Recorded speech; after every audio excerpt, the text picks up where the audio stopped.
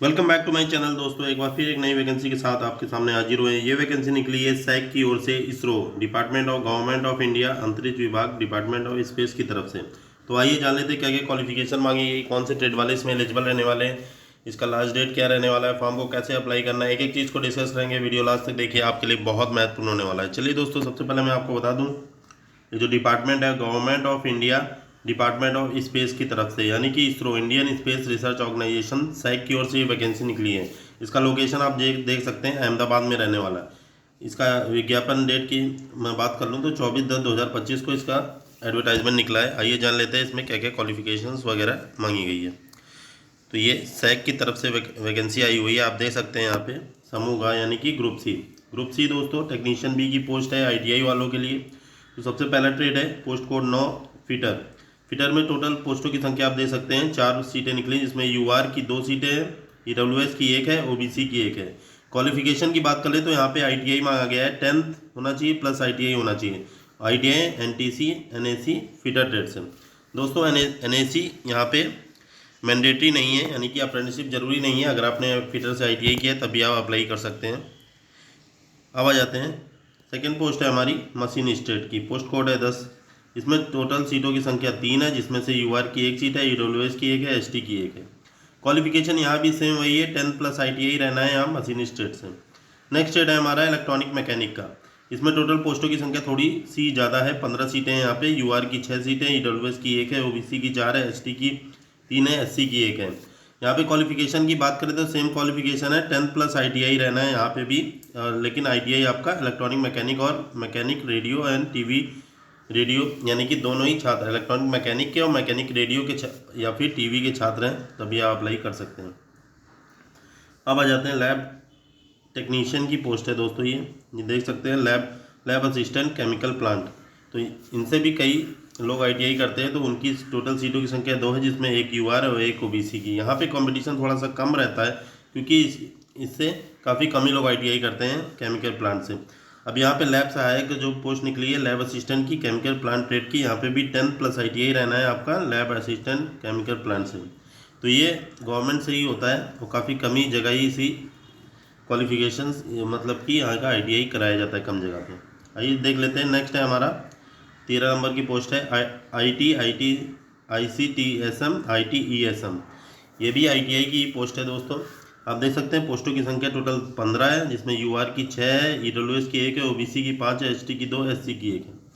अब देख लीजिए दोस्तों, यहाँ पे 10th रहना है प्लस आईटीआई होना चाहिए आपका। तो यहाँ पे काफ़ी ट्रेड दिए गए, जैसे इंफॉर्मेशन टेक्नोलॉजी या फिर information and communication technology system maintenance. Next है information technology and electronic system maintenance trade, यानी कि दोनों में से किसी में भी आईटीआई किया तो आप अप्लाई कर सकते हैं। अब आ जाते हैं, नेक्स्ट पोस्ट है हमारी इलेक्ट्रीशियन वाले भाइयों के लिए।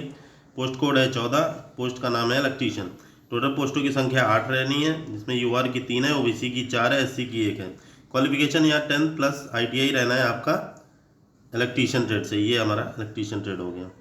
अब आ जाते हैं, नेक्स्ट ट्रेड है, ये ट्रेड रहने वाली है, 15 नंबर का पोस्ट कोड है। इसमें आप देख सकते हैं रेफ्रिजरेशन एंड एयर कंडीशनिंग वाले छात्र इसमें अप्लाई कर सकते हैं। पोस्टों की संख्या 7 है, जिसमें यूआर की 3 है, ईडब्ल्यूएस की 1 है, ओबीसी की 3 है। अब इसमें आपका आईटीआई होना चाहिए, 10th प्लस आईटीआई रहना है mechanic refrigeration and air conditioning trade से। तो ये आईटीआई के लिए पोस्टें निकली थी।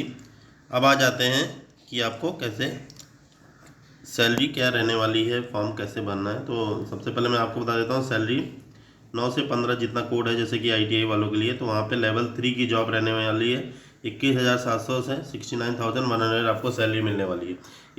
एज काफ़ी रिलैक्सेशन है, 18 से 35 साल के यूआर कैंडिडेट इसमें अप्लाई कर सकते हैं। बाकी आपको ओबीसी कैंडिडेट हैं तो आपको 3 साल की, और SC ST हैं तो 5 साल की छूट मिलेगी। एज लिमिट आप देख लीजिएगा 13/11/2025 से काउंट होगी, जो इसकी लास्ट डेट रहने वाली है हमारे सैक के एग्ज़ाम की। अब आ जाते हैं इसमें क्या क्या सिलेक्शन प्रोसेस रहने वाला है। तो सिलेक्शन प्रोसेस सिंपल सा है दोस्तों, जैसे कि आप सब लोग जानते ही होंगे।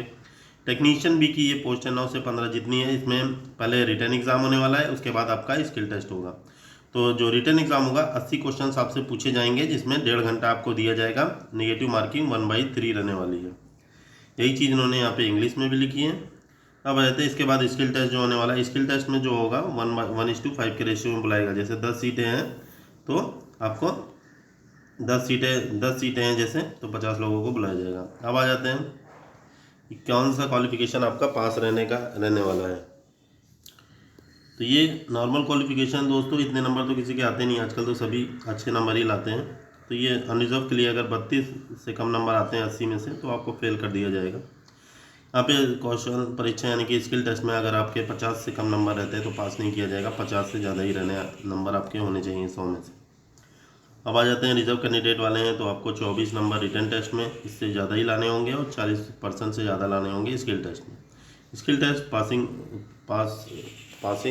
नंबर से ही आपको क्वालिफाइंग नेचर होता है, तो उसमें कोई दिक्कत की बात नहीं है। वैसे अभी कोई डाउट है जॉब कैसे बनाते हैं, क्या करते हैं, उसमें क्या क्या चीज़ें, उसके बारे में अगर आप जानना चाहते हैं तो कमेंट कर दीजिएगा, मैं इस पर वीडियो बना दूंगा अगर आपके 50 कमेंट रहे तो। और ये सारी चीज़ें बाकी आपके लिए इम्पोर्टेंट चीज़ें जितनी थी सब बता दी हैं। यहाँ से मैं इम्पोर्टेंट डेट के बारे में आपको बता देता हूँ।